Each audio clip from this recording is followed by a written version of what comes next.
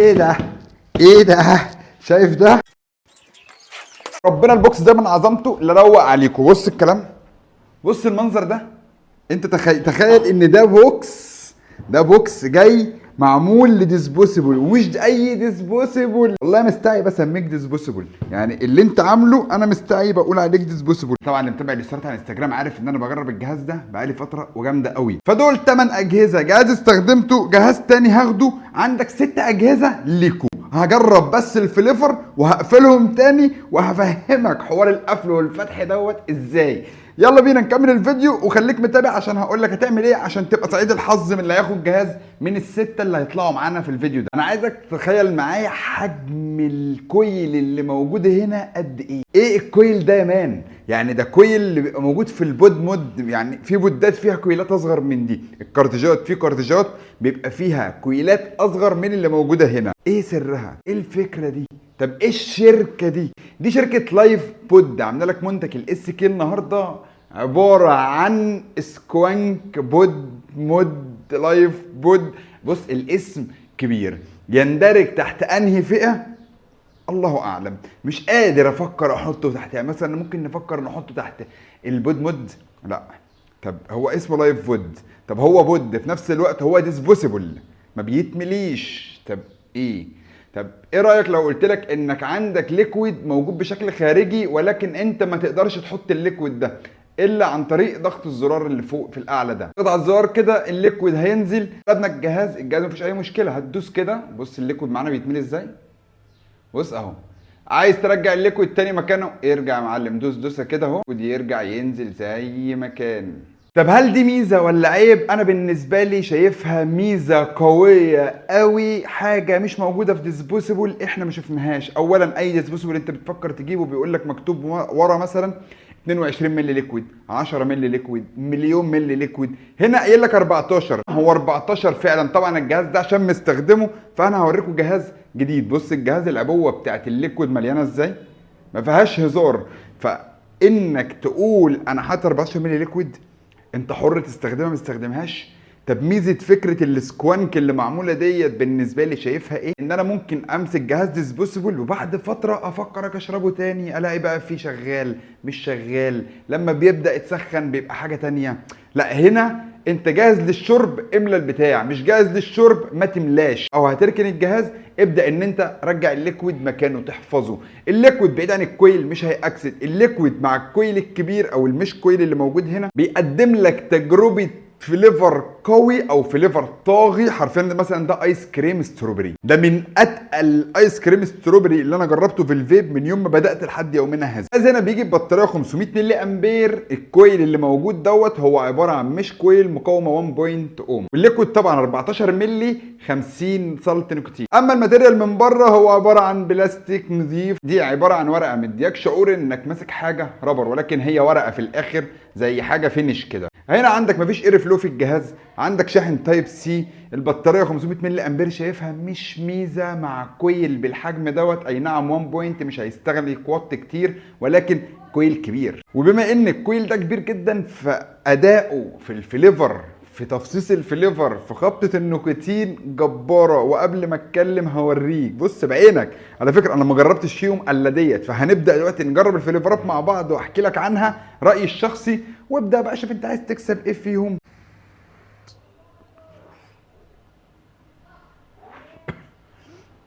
قوي قوي 50، قوي كويل، قوي فليفر جبار. انا مبسوط. اللي فك ديسبوسيبل وشاف الكويل من جوه ورفع السفنجه وشاف الكويل، شاف كويل، يعني شفت الدبوس، هو عامل زي الدبوس حرفيا.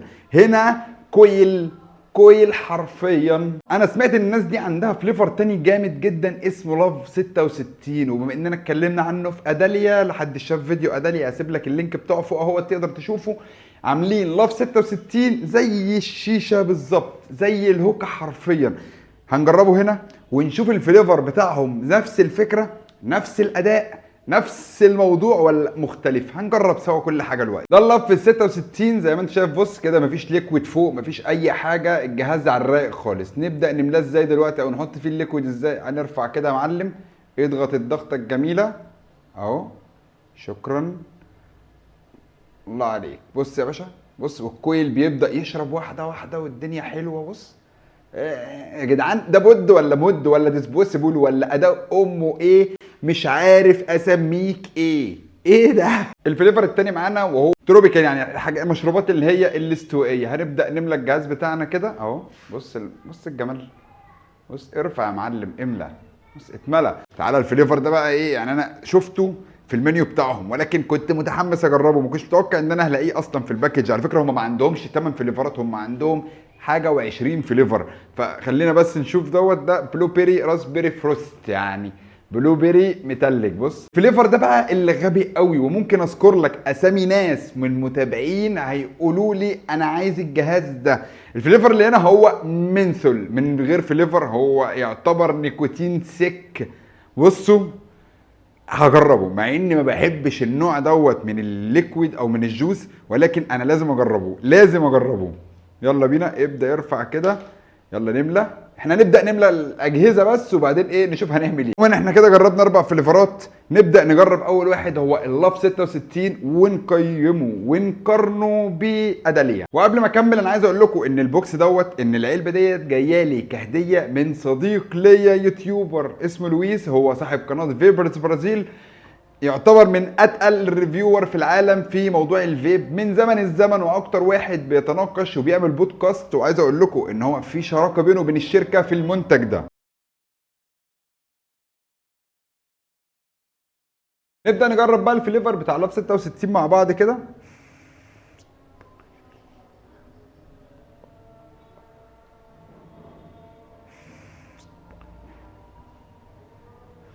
نفس الفليفرات، ولكن اداليا يكسب باكتساح. وحياة ربنا اداليا عامل نفس فليفر الشيشه.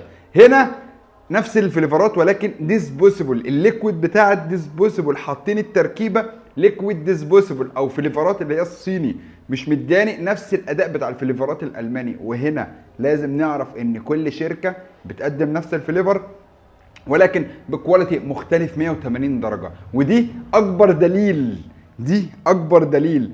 اقول لكم على حاجه، ودي من الناس اللي هيكسبوها ويبداوا يحكموا، ويا ريت حد يكسبها يكون جرب اداليا اللي هو ال 10000 باف اللي هو بتاع بفليفر لاب 66. جرب الفليفر اللي بعده معانا وهو المنسول. لا خلي المنسول ده اخر حاجه عشان انا واثق ان هو شديد قوي.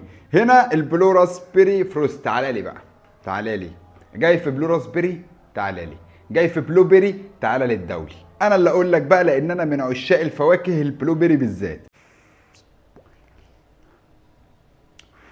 يا ولاد اللعيبه، يا ولاد اللعيبه، اجمد بلو بيري هتجربه في حياتك. اجمد، يعني انا مش فاهم ازاي معمول كده. هو بلو بيري مش بلو راسبيري. ايه الجمدان ده؟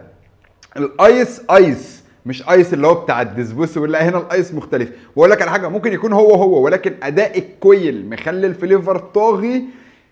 ايه الحلاوه دي؟ الجهاز ده يا جدعان مش تبع المسابقه، ماشي؟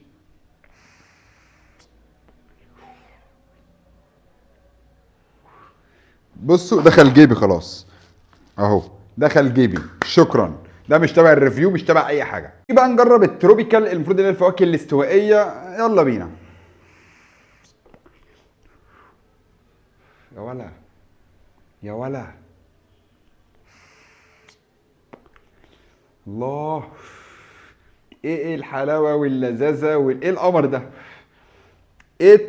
بصوا يا جدعان، اللي ما شربش مشروبات استوائيه حرفيا متلجه مش هيقدر يعرف الفليفر ده. الفليفر ده جبار. عايز اقول لك انا لساني مطلع، بقي مطلع تلج دلوقتي. يلا بينا نجرب المنسول اللي هو اخر حاجه هنجربها، سيبك من الباقي. خلينا نجرب المنسول لان اكتر من 4 5 فليفرات الواحد هيبقى بيبالغ. فخلينا نجرب المنسول هنا ونشوف بيقول ايه.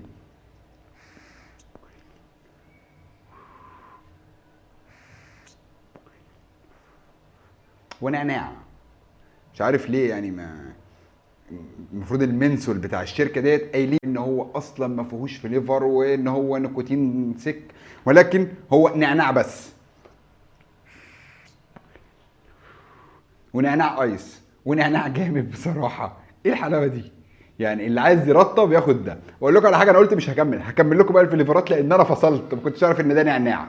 فانتوا عارفين طبعا النعناع بيفصل معايا، فبقدر اجرب واعمل تيستات تانية. قبل ما نكمل اكتب اسم الفليفر اللي انت عايز تكسبه معانا هنا في الكومنتات، واكتب كومنت واحد، يعني كومنت واحد انت شاركت، 100 كومنت انت مش هتشارك، موضوع منتهي. الفليفر اللي معانا هنا هو كراميل كوفي، قهوه كراميل. فخلينا نشوفه بيقول معانا ايه برضه، عشان الديزاين بتدريجة الالوان بالريحه. ايه ده توفي. قبل ما حتى ما احطه على بقي انا بقول لك ده توفي وش. الجهاز هنا ما فيهوش اي اير فلو غير خرم صغير خالص هنا جنب سوكت الشحن مع الكويل 1.0. مش هقول لك مش محتاج اير فلو. انا بالنسبه لي مظبوط الظبطه التمام بتاعه البوت سيستم، مش بتاعه الديسبوسيبل. نبدا بقى نجرب بالكراميل كوفي دلوقتي. ارواح توفي وربنا، ارواح توفي. شفت الكراميل بتاع البني، الارواح البني ديت هي دي. لا جميله، جميله بالنسبه لي. وبكده انتهينا من الفيديو السريع بتاع النهارده. نحب نشكر لويس طبعا على الهديه الجميله ديت. يا رب يكون الفيديو عجبكم، يا رب تكون الفكره دي عجبتكم، والشركات تبدا تهتم بحجم الكويل اللي موجود جوه الديسبوسيبل والكويلات اللي جوه البود. شفنا في دبي ان الموضوع بدا يتطور بشكل جبار. الديسبوسيبل عرف قيمه المنافسه وبدا يحتل ويهتم ويطوروا عشان ينافسوا، والبودات والاجهزه والمدات بدات ترجع تاني ادائها، والبورو بدا ياخد مكانه في السوق. فلذلك كل الشركات بدات تهتم، كل شركات الليكويد بدات تهتم. عايز اقول لكم ان في ريفيوهات ليكويد احنا هنعملها اليومين الجايين جباره، واللي مستني شويه الريفيوهات عشان تتابعها لازم تكون عامل سبسكرايب للقناه هنا، واللايك والكومنت بتاعك بيشجع القناه ان هي تكبر اسرع. واللي مش متابع الانستا فهو فايته كتير قوي، لان هناك بنعرف الناس احنا بنجرب ايه وبنعمل تيست على ايه وبنستعد الفيديوهات ايه. اخوك الدولي يمسي عليك، سلام.